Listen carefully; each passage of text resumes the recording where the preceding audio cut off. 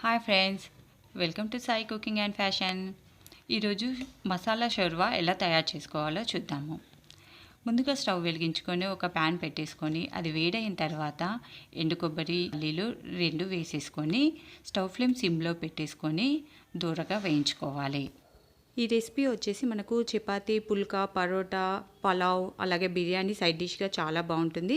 అలాగే నేను చేసిన పలావ్ అండ్ పరోటా నేను డిస్క్రిప్షన్ బాక్స్లో మీకు పెడతాను. అవి వేగిన తర్వాత కొద్దిగా మనం 1 టేబుల్ స్పూను నువ్వులు వేసుకోవాలి. అలాగే 1 టేబుల్ స్పూన్ గసగసాలు కూడా వేసుకొని వీటిని కూడా మంచిగా వేయించుకోవాలి. సో మనకి ఇవి త్వరగా వేగిపోతాయి కాబట్టి పల్లీలు, కొబ్బరి ముందుగా వేసేసుకొని అవి కొద్దిగా వేగిన తర్వాత మనం గసగసాలు, నువ్వులు అనేది యాడ్ చేసుకోవాలి. తర్వాత ఒక 3 లవంగాలను కూడా వేసుకొని వేయించుకొని స్టవ్ని ఆఫ్ చేసేసి వీటిని పూర్తిగా చల్లారబెట్టుకోవాలి. ఇంట్లో కూరగాయలు లేనప్పుడు చపాతీ, రోటీలకి ఇది చేసుకుంటే చాలా టేస్టీగా ఉంటుంది. చల్లారబెట్టుకున్న వాటిని ఒక మిక్సీ జార్లోకి వేసేసుకొని వాటిని పౌడర్లా చేసేసుకొని తర్వాత కొద్దిగా నీళ్లు పోసుకుంటూ మనము మెత్తటి పేస్ట్ లాగా తయారు చేసుకోవాలి. తర్వాత వేరొక ప్యాన్ పెట్టుకొని అందులోకి నూనె వేసేసుకొని నూనె వేడెక్కిన తర్వాత ఆవాలు, జీలకర్ర వేసుకోవాలి.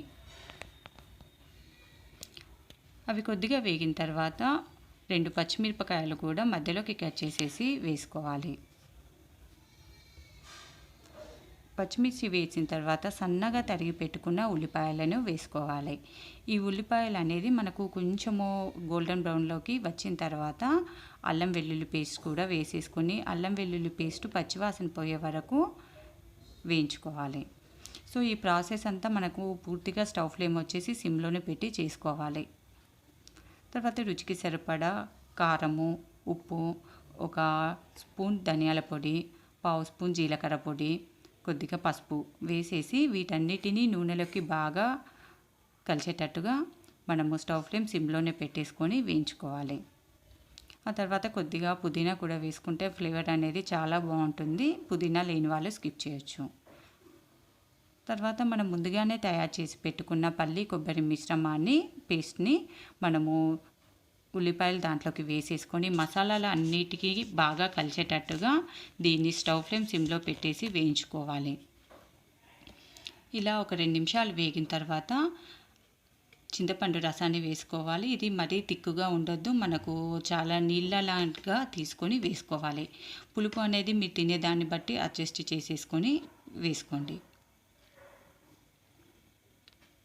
తర్వాత కొద్దిగా మనకి షేర్వా అనేది కొంచెం లిక్విడ్గా ఉంటేనే చాలా టేస్టీగా ఉంటుంది. బయట కూడా మనకు పరోటాలతోటి తీసుకున్నప్పుడు అలాగే ఉంటుంది, చాలా బాగుంటుంది. కన్సిస్టెన్సీ వచ్చేటట్టుగా నీళ్లు పోసేసుకొని 10 నుంచి 15 నిమిషాలు మూత పెట్టి బాగా ఉడికించుకోవాలి. తర్వాత 1 స్పూన్ గరం మసాలా కూడా వేసుకొని అన్నిటినీ బాగా కలుపుకోవాలి. చాలా ఈజీగా చాలా ఫాస్ట్గా అయిపోతుంది. సో ఇప్పటివరకు ఛానల్ సబ్స్క్రైబ్ చేసుకునే వాళ్ళు సబ్స్క్రైబ్ చేసుకొని మరిన్ని వీడియోల కోసం పక్కన ఉన్న బెల్ బటన్ని ప్రెస్ చేయండి. ఈ వీడియో నచ్చినట్లయితే లైక్ చేయండి, షేర్ చేయండి.